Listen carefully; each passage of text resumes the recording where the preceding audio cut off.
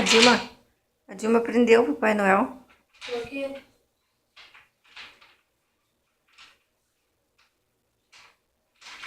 Por quê?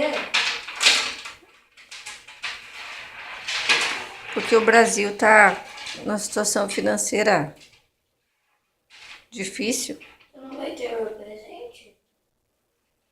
Não sei.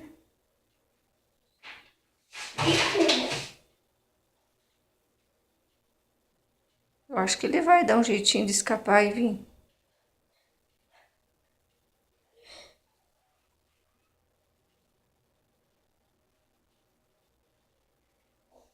As fadas. Outra seja no lugar da Dilma. É muito chata.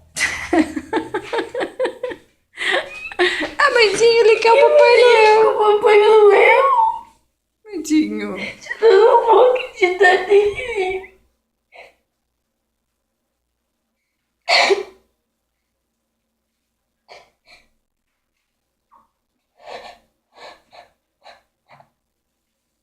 As fadas vão soltar o Papai Noel.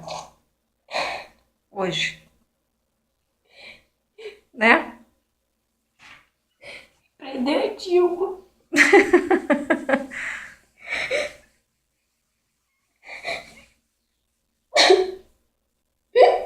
Pronto, já passou. Vamos lá tomar um cafezinho?